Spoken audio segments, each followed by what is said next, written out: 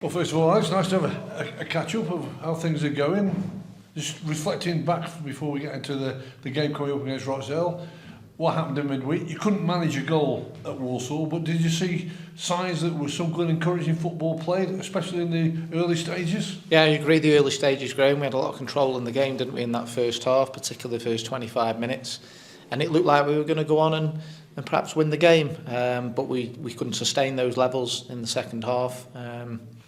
I think the manager mentioned that, didn't he, in his after-match interview, which was surprising because we thought that we were going to go into that second period having had such control in the first half and really laid a marker down. But for whatever reason, we couldn't get up the pitch, and they made a few little tweaks in terms of how high they were pressing the ball, which enabled them to put more pressure on us deeper.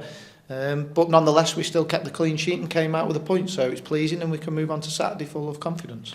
I think we've been speaking every sort of press conference that we've had this month, how hectic a schedule it's been. I think this game brings to an end a 7-game month for you.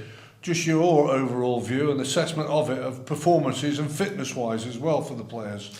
Yeah, it's fluctuated, hasn't it? Obviously, earlier in the month, we opened up with some disappointing results against Grimsby and Leyton Orient, but responded well since then against teams that are in and around us.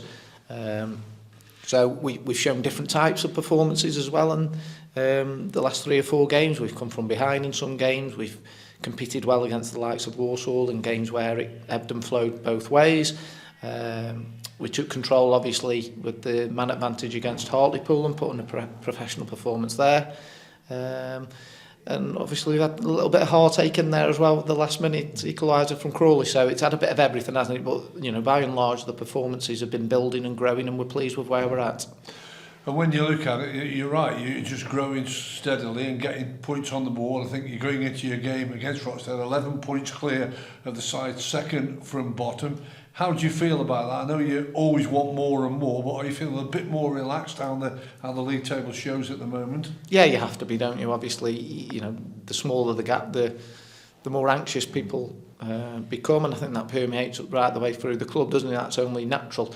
But the win against Hartlepool made that gap 9 instead of 6, didn't it? And since then I think we've extended it across the last couple of games, so it's pleasing because everybody can start to look ahead, whereas that natural inclination for as long as you're relatively close to that drop zone is always to look behind and just check your shoulder, isn't it? So hopefully that'll allow everybody to relax a little bit, settle down and enjoy what's to come. We'll talk more about what you're expecting from Rochdale in a moment or two's time, but this fixture against Rochdale is a real opportunity again to widen that gap even further. Yeah, absolutely. We've done brilliantly against teams below us in the league so far this season.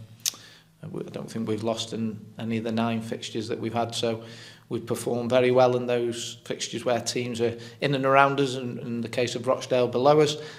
So we go into the game with the confidence to know that where we're at in that sense. I think the key for us is to pick up more points against those teams in the top half of the table, so that your points tally could be perhaps a little bit higher than it is at the minute. Obviously you'll get that opportunity as well, because it's going to be coming up shortly where you're going to be playing those type of fixtures of teams pushing for playoffs and automatic promotion. But the one thing that you never seem to link Crewe with is defensive records, really.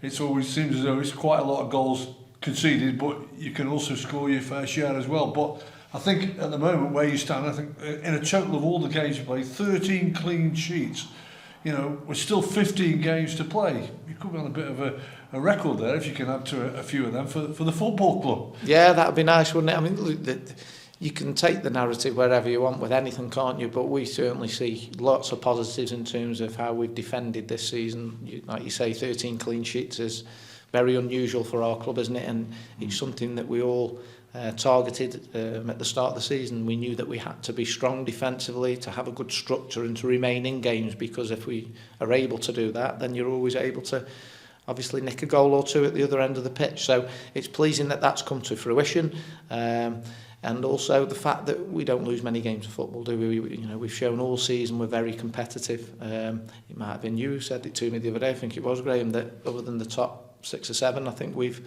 lost less than anyone in the league, give or take 1 or 2 teams.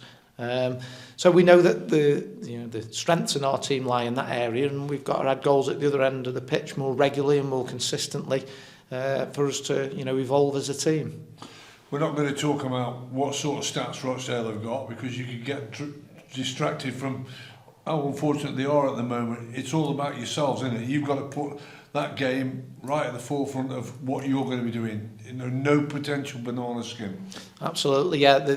They're always difficult games to go into, aren't they? Because the expectation is solely on, you know, the team that's higher in the league table and at home, and that's the case with us. We'll go into the game on the front foot, we'll be proactive, we'll try and force the issue, and we'll certainly try and ensure that in that first 15-20 minutes we not only take the lead but perhaps hope to go on and extend the lead, because then that changes the whole face of the game. But we certainly don't go in there with any lack of respect for what Rochdale are going to bring. They've been in lots of games in this streak of not winning that they've had over recent months. Jim Bentley's a good manager. He's got plenty of experience in terms of keeping teams in the Football League. He did it for years brilliantly with Morecambe, didn't he? And his assistant Nick Chadwick's a good fella as well, who knows the game well and is excellent tactically. So, you know, we're looking forward to the challenge that's going to be completely different to what we experienced the other night. What do you want as well? Of course, you'd love to get a hatful of goals, but if it's one of those that's tight and it's not a lot between the two teams, you want the fans behind you. It's an important one, isn't it? You're at home.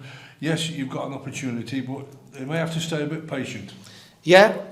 Obviously, that old saying, goals change games, really is quite prevalent with this, because if we score early on, like I've spoke about, the game looks totally different. But we might not, and we might have to wait and be patient and have to move the ball across the pitch and around them to try and probe and break them down, because Rochdale are a team that naturally sit quite deep in their shape. So we're going to need everybody, obviously, to remain patient with us. And I think our supporters realise that as long as they can see what we're trying to do, they'll always remain patient with us. And hopefully we'll have that cutting edge and that clinical and composed mindset when we get in and around the final third. I think it is the final game of sort of February, which it is, and I think that's 10 games you would have played since the turn of the year, and you've only lost 2 games in that period. And if you can do it, I know you had your little runs of winning 2 or 3 and unbeaten in 2 or 3. You've got a chance to be unbeaten in 5. Yeah, absolutely. I think that would be our longest stretch, wouldn't it, in terms of being unbeaten. So you've got to take those little landmarks, haven't you? Use them as a positive, use them as objectives and aims to aim for. And if we can extend it to 5, then you look to go to Sutton, extend it to 6, and before you know it, you're rolling into a 6, 7, 8 game unbeaten run, and we've got to take each game as it comes again. It's an old cliche, but let's box off Rochdale, see where we sit after that game, and then go again against Sutton.